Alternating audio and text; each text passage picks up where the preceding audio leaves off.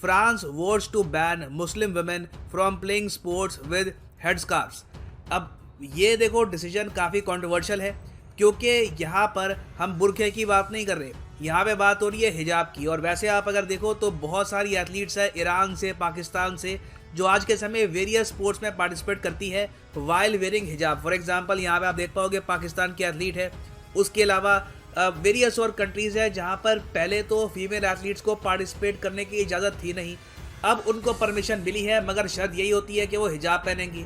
तो अब अगर फ्रांस हिजाब पे लगा देगा ऑल टुगेदर बैन, स्पोर्ट्स में हिजाब पे लगा देगा बैन, तो इससे डायरेक्ट इम्पैक्ट आने वाला है 2024 के समर ओलंपिक्स पर। क्योंकि आपको पता होगा कि 2 साल बाद समर ओलंपिक्स होस्ट करने वाला है फ्रांस। तो फ्रांस के रीसेंट डिसीजन की वजह से हो सकता है, मैं कहूँगा इट इज़ पॉसिबल, कि ऑल टुगेदर कई मुस्लिम मेजॉरिटी कंट्रीज फ्रांस के जो ओलंपिक्स हैं इनको बॉयकॉट भी कर दे। That can very much happen. हालांकि मैं ये कहूँगा कि उसमें अभी टाइम है। टाइम इसलिए है क्योंकि अभी बस फ्रांस के अपर हाउस ने इसको पास किया है, लोअर हाउस में वोटिंग होगी, फिर प्रेसिडेंट का भी अप्रूवल चाहिए। तो देखना होगा कि पूरा प्रोसेस ये कंप्लीट कर पाते हैं या नहीं कर पाते, मगर ये इशू आने वाले कुछ सालों में बहुत डिबेट किया जाएगा इन द स्पोर्टिंग वर्ल्ड। तो डिस्कस करते हैं इस टॉपिक को, काफी कुछ आपको जानने को मिलेगा, मगर आगे बढ़ने से पहले आपसे एक क्वेश्चन पूछूंगा। क्वेश्चन यहाँ पर ये है कि जो प्राचीन ओलंपिक्स होते थे 700 BC के आसपास, सबसे पुराने ओलंपिक्स, आपको ये बताना है कि ये ओलंपिक्स किसके ऑनर में किए जाते थे, किसके सम्मान में ये ओलंपिक गेम्स होते थे। Option A Zeus, option B Greek लोग, ऑप्शन सी रोमन्स, या फिर option D the Huns. Comment section में करो उत्तर, सही आंसर आपको मिलेगा वीडियो के एंड में। अब देखो, फ्रांस को काफी बार कहा जाता है यूरोप का कल्चरल कैपिटल, क्योंकि फ्रांस से बहुत सारे मशहूर आर्टिस्ट निकले हैं जो आज के समय यूरोप में गैस्ट्रोनॉमी लोग प्रैक्टिस करते हैं। जो शेफ्स की सारी आप कह लीजिए टेक्निक्स है वो फ्रांस से ही निकली है। और फ्रांस काफी बार जो चीज स्टार्ट करता है, जो नया आइडिया निकालता है, धीरे धीरे पूरा यूरोप उसको कॉपी करना स्टार्ट कर देता है। फॉर एग्जाम्पल, फ्रांस वो पहला देश था जिसने अप्रैल 2011 में ये कहा कि ये लोग कंप्लीट बैन लगाएंगे ऑन बुरखा। France was the first European country to do this, और उसके बाद इवेंचुअली धीरे धीरे सारे यूरोप ने फ्रांस को कॉपी किया। और आज के समय आप अगर देखो तो ना सिर्फ बुरखा, इवन बहुत सी लोकेशंस में हिजाब भी ओपनली पहनना बैन कर दिया जा चुका है। और रिसेंटली तो यूरोपियन यूनियन का जो टॉप कोर्ट है, इसने ये भी रूलिंग दी कि अगर कोई फीमेल एक यूरोपियन यूनियन कंट्री के ऑफिस में जाती है, काम करती है विद ए हेड स्कार्फ, तो उस बेसिस पर वो कंपनी उस वुमेन को सस्पेंड भी कर सकती है।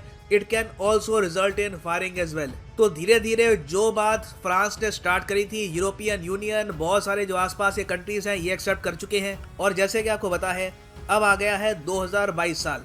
ये साल फ्रांस के लिए बहुत ही इंपॉर्टेंट है, क्योंकि इस साल में होने हैं फ्रांस के प्रेसिडेंशियल इलेक्शन। तो कई जो आइडियाज जो पहले काफी हद तक दबे हुए थे, जिस पर लोग बात नहीं कर रहे थे, अब उस पर खुल के डिबेट होगा, खुल के उस पर वोटिंग होगी।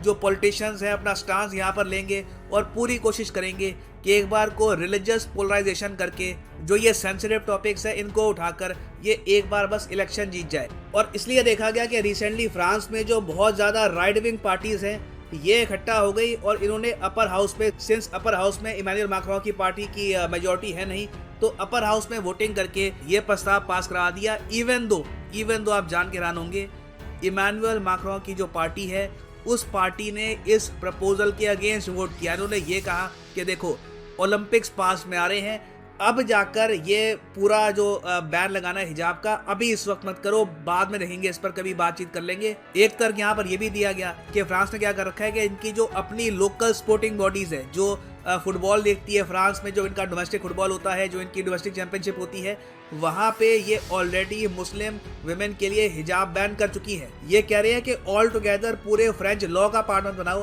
कि हिजाब पहन के या फिर हेड कवरिंग पहन के आप स्पोर्ट्स खेल ही नहीं सकते।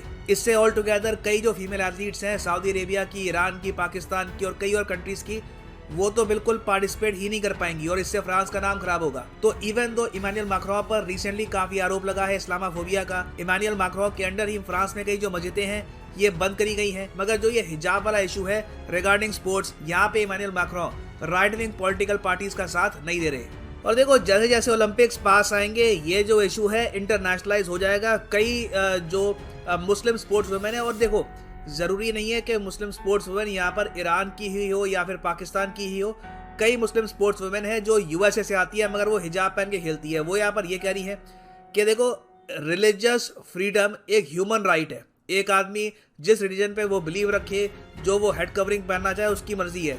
तो स्पोर्ट्स में ये इशू क्यों लाया जा रहा है? स्पोर्ट्स में तो काफ़ी हद तक इक्वालिटी होनी चाहिए। तो ये एक बहुत ही ज़्यादा कंट्रोवर्शियल एक डिसीजन है और इन द फ्यूचर आप देखोगे कि फ्रांस में किसी ना किसी लीडर को एक बड़ा स्टेप लेना होगा। या तो इमानुएल मैक्रों खुद यहाँ पर आएंगे, कहेंगे कि नहीं मैं इसके अगेंस्ट हूँ, या फिर पॉसिबिलिटी ये भी है कि फ्रांस के इलेक्शन में ये ऑल टुगेदर एक नॉन